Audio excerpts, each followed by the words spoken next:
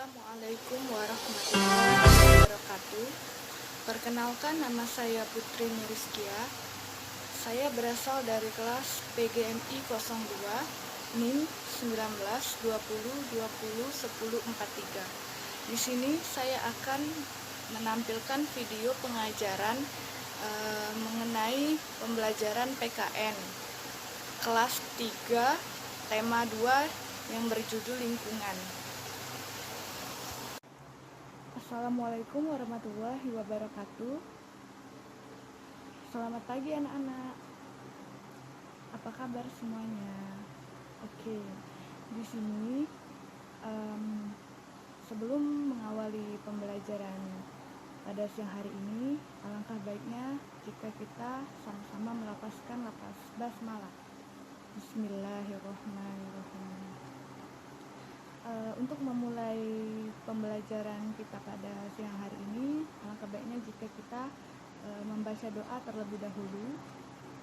Berdoa, mulai. Selesai. Baiklah, sebelum kita mengawali pembelajaran kita pada siang hari ini, Ibu akan absen terlebih dahulu ya. Rizky Nasar hadir, Febriani Salsabila hadir, Citra Solastika hadir, Gunawan Muhammad ada? Oke. Hadir semua ya. Oke, baiklah. Langsung saja kita mulai pembelajaran kita pada siang hari ini. Nah, jadi baiklah, pada pertemuan kali ini langsung saja kita akan membahas tentang tema 2, yaitu lingkungan. Nah, poin pertama kita akan mempelajari terlebih dahulu tentang persatuan dan kesatuan.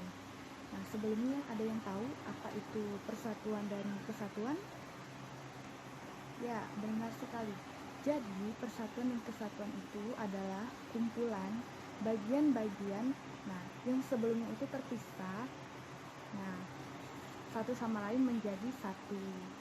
Hal itulah bukti pentingnya kekompakan untuk menjadi persatuan. Nah, dengan demikian, persatuan itu tidak mementingkan diri sendiri. Nah, kita tidak boleh mementingkan diri sendiri, mementingkan kelompok kita dulu, mementingkan kelompok kita. Nah, kita tidak boleh mementingkan keperluan kita terlebih dahulu. Kita harus mementingkan lebih mengutamakan kepentingan bersama atau kepentingan umum ya. Jadi kita tidak boleh dulu mendahului kepentingan kita. Kita harus lebih mengutamakan kepentingan umum gitu. Sampai sini paham? Ya, paham ya. Lanjut materi selanjutnya. Nah, materi selanjutnya mengenai poin 2, menerapkan nilai-nilai Sumpah Pemuda. Nah, nilai-nilai Sumpah Pemuda dalam persatuan dan kesatuan dapat kalian amalkan melalui berteman. Nah, baik di sekolah maupun di lingkungan rumah. Nah, setiap hari tentunya kita tidak lepas dari bergaul dengan teman sebaya. Teman main tentunya tidak semua sama. Ada yang berasal dari keluarga kaya, miskin, sederhana, dan juga ada agamanya juga berbeda-beda. Misalnya ada yang berasal dari agama Islam, Hindu, Buddha, Kristen. Nah, jadi agamanya itu tidak semua sama. Dan misalnya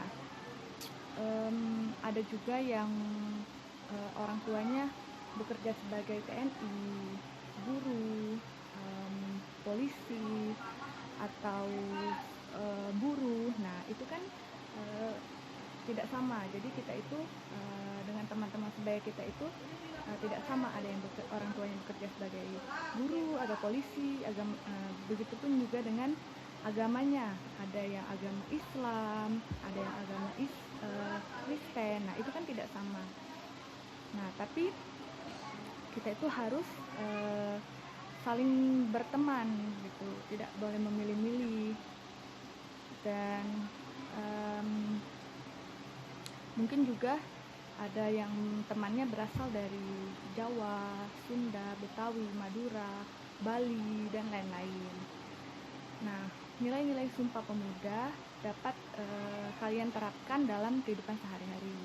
Nah, misalnya menghormati keragaman suku dan agama. Nah, menghormati keragaman suku dan agama ini misalnya tidak boleh mengejek dan menjelek-jelekkan salah satu suku dan agama lainnya. Itu tadi, kalau misalnya teman kalian ada yang agamanya Islam, ada yang Kristen, nah itu tidak boleh mengejek. Kita harus saling menghormati agama yang berbeda. Ya, jadi kita itu harus saling menghormati. Nah, materi yang kedua, menghargai pendapat teman lain. Nah, misalnya teman yang bertanya kepada ibu atau bapak guru itu, nah tidak boleh diejek atau disela. Nah, misalnya kan si Gunawan tuh misalnya ada temannya nanya, itu Gunawan mengejeknya, pertanyaan apa sih ya gitu kan. Nah, itu tidak boleh diejek seperti itu ya. Nah, kita harus menghargai pendapat teman kita. Nah, yang selanjutnya mengikuti upacara dengan hikmat. Nah, contohnya waktu pengibaran bendera. Nah, itu kalian itu harus bersikap tegap dan memberi hormat. Jangan sikapnya yang ada yang miring ke kanan, miring ke kiri. Nah, itu tidak boleh.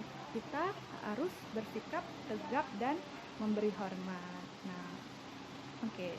Yang selanjutnya bekerja sama dengan teman dalam hal kebaikan. Nah, contohnya mengerjakan keterampilan dan belajar kelompok. Nah, kita harus bekerja sama dalam kelompok. Misalnya kita itu ada kelompok belajar. Nah, kalian harus saling bekerja sama. Tidak boleh semuanya itu cuek atau gimana itu kan. Itu kita harus saling bekerja sama. Nah, yang selanjutnya menjalin persahabatan dan menjauhi permusuhan. Ya, contohnya kalian harus hidup rukun dan saling menyayangi antar sesama teman. Nah, tidak boleh kalau kalian itu musuh-musuhan gitu dengan teman-teman kalian. Kalian harus saling menyayangi ya, biar terjalinnya bersikap rukun. Nah, adapun persatuan dan kesatuan agar tetap kokoh yang harus kalian lakukan, yaitu tidak bersikap sombong. Nah, jadi kita itu tidak boleh bersikap sombong. Kita harus bersikap saling menghargai, saling menyayangi, saling menghormati. Nah, itu kita tidak boleh bersikap sombong. Yang kedua, saling menghormati dan menasihati. Yang ketiga, saling tolong menolong. Jadi kita harus hidup misalnya ada teman kita yang kesusahan, kita harus tolong ya. Jadi kita itu harus saling tolong menolong. Yang terakhir, hidup rukun antar teman. Nah, itu tadi, kita harus saling menyayangi ya. Hidup rukun antar teman. Nah, sampai sini ada yang mau ditanyakan? Paham ya? Materi selanjutnya Ibu akan menjelaskan tentang B, mengenal tokoh Sumpah Pemuda. Jadi bisa kita lihat di sini ada W. Rudolf Supratman, sang komponis.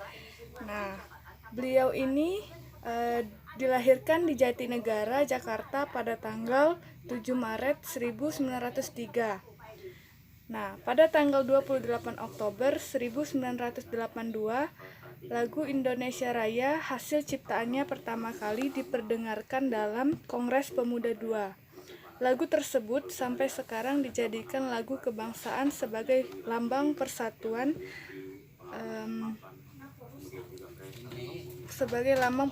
bangsa. Dalam mengemukakan pendapat melalui pidato-pidatonya. Nah, ada yang tahu judul pidatonya Muhammad Yamin ini apa? Jadi judul pidatonya itu adalah persatuan bukan perbedaan. Nah, selain itu Muhammad Yamin ini juga terkenal dengan penyair dan juga ahli bidang hukum dan sejarah. Nah, sampai sini ada yang ingin ditanyakan? Oke, kalau tidak ada, mungkin cukup sekian materi dari Ibu. Minggu depan ada tugas ya di halaman 20. Itu ada pilihan ganda dan pilihan esainya. Itu dikerjakan semua, nanti minggu depan kita bahas sama-sama. Oke, baiklah, Ibu cukupkan materi sampai di sini. Sebelum kita mengakhiri pembelajaran kita pada siang hari ini, alangkah baiknya kita melafazkan lafaz hamdalah, alhamdulillah Rabbil alamin. Sebelum mengakhirinya, alangkah baiknya kita membaca doa terlebih dahulu. Berdoa mulai. Selesai. Wassalamualaikum warahmatullahi wabarakatuh.